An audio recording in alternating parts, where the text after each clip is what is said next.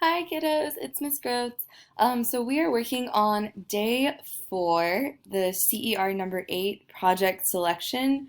So I'm gonna go down to it just so you see what it looks like in your packet. And let's see, did I pass it? Yeah. Okay.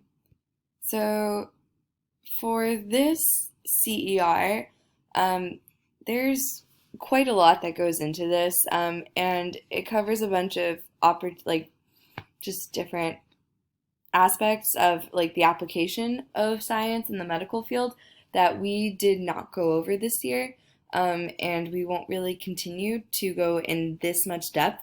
So for today, for day 4, I want you to skip ahead to day 5 in your packet. So please skip the day 4 CER. I want us to go to day 5, and we're going to complete the Meet a Scientist who changes how we think about brain cells. I'm going to go over that, the day 5 in this video. So this will count for day 4 and 5. Okay. All right.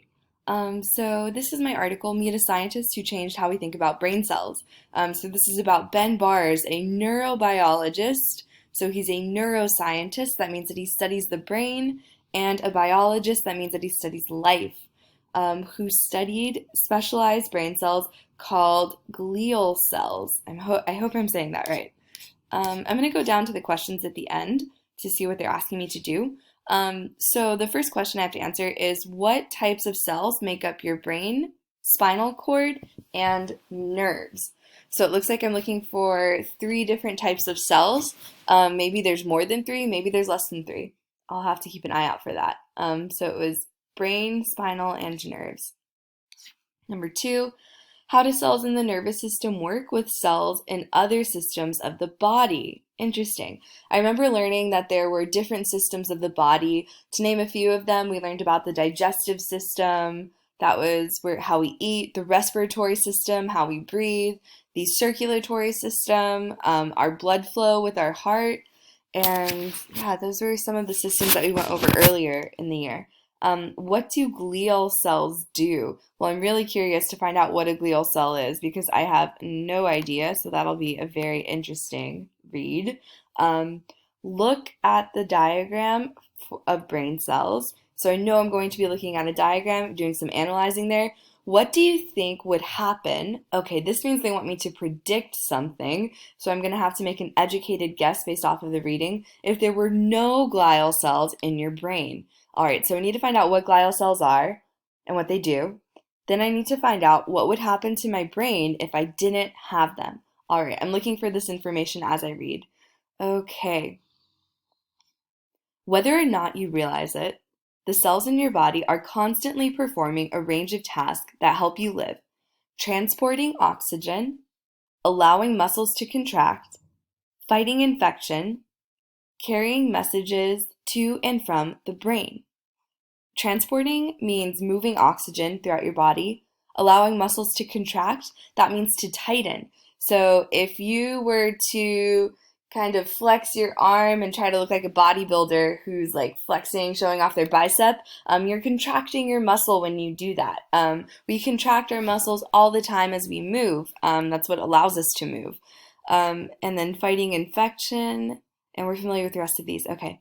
All cells in your body need glucose to release energy. I learned about this earlier in the year.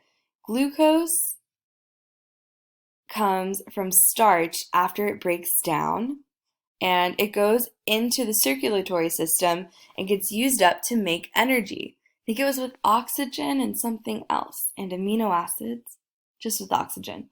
All right, but not all cells do the same thing with that energy. Different body systems have specialized cells that use the energy produced from cellular respiration to perform specific functions. There are more than 200 types of specialized cells in your body. Cellular respiration is the chemical reaction that takes place that gives us energy in our body. So when we combine oxygen and glucose, we're able to have this happen. Okay. Neurons and glial cells are 2 very different types of specialized cells. These 2 types of cells make up your brain, spinal cord, and nerves, and the parts of the nervous system. Your nervous system allows you to take in, process, and react to information from your environment. It also allows you to form and store memories. So I need glial cells and my nervous system to be able to store memories. The nervous system carries electrical impulses across networks of nerves that go to every part of the body. These electrical impulses allow you to sense and respond to the world around you. For example, if you touch a hot stove, your nerves will send an electrical impulse to your brain, which processes that information and then quickly communicates with your muscles to tell you to pull your hand away. It takes a lot of energy for the neurons and glial cells in your brain to do their job. In fact, your body cells use half of all the glucose in your body. Your brain cells use half of all the glucose in your body. Wow. So having glucose in my body is really important because that's how my brain works. My brain uses a lot of glucose molecules.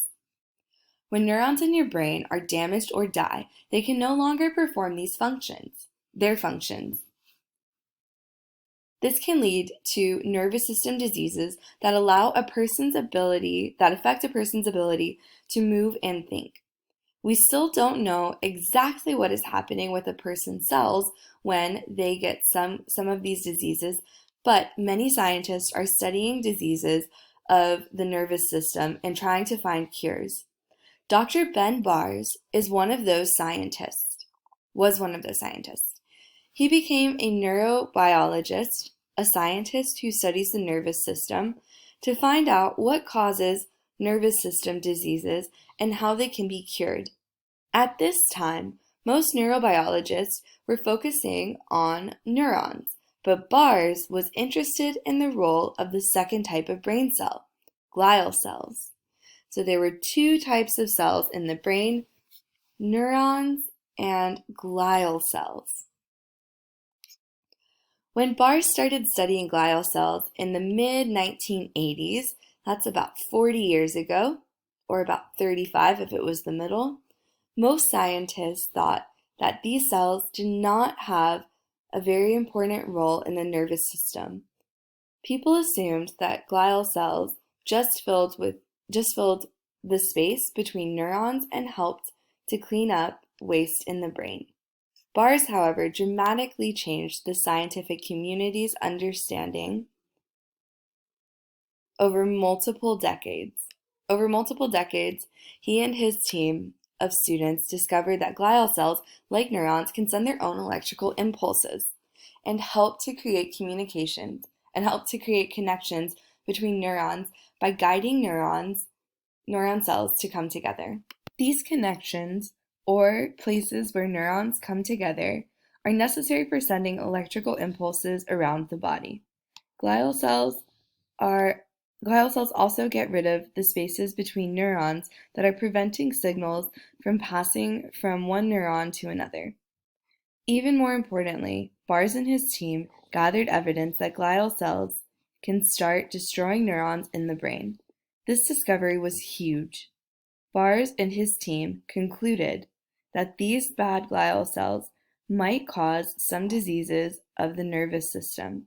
In addition to his research, Bars co-founded a company that uses his findings to create drugs that might help cure nervous system diseases. Their company is currently working on a drug that prevents glial cells from destroying neurons. Bars made a big impact on the field of neurobiology. He was the leading expert on the role of glial cells in the nervous system. Dr. Martin Raff, a scientist who once worked with Bars, described the importance of Bars' findings. If you took the Bars lab out of the field of glial studies, there would be no field. So they're saying that Bars researched something that he was interested in, and it at the time seemed like it was a small, unimportant piece. But because he went to learn about it on his own, he actually discovered a lot, and his findings had the rest of the scientific community continuing research on what he was looking into. So he really discovered that on his own. Bars was a pioneer for advancing our understanding of glial cells, and he was also a pioneer for gender equity in the sciences. Bars was a transgender man. He transitioned to male midway through his career, so he experienced being viewed by the world as a female scientist and also a male scientist. Bars wrote and talked at length about his experiences before and after his transition. He explained, as a result of being transgender, I've lived life as the same person in two different genders.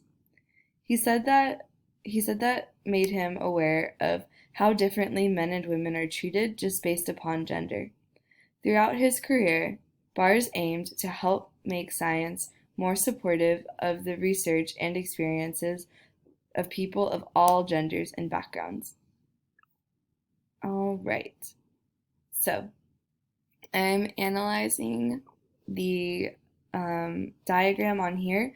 So I can see the glial cells are the little spaces in between the neurons. The neurons are the orange pieces here with the center, and the glials are, oh, there's different types of glials. So glials can be in different shapes. They're in different colors in this. This diagram shows the brain. The yellow shapes are neurons. The other colored shapes are glial cells. So I can tell that there's different types of glial cells that go in between the neurons. All right, it looks like they're bridging the neurons together or supporting the bridge that goes between them. So we're going down to our 4 questions. We're going to be answering these. And then just as a quick update, this is to replace, I want you to skip day 4 and I want you to just work on day 5.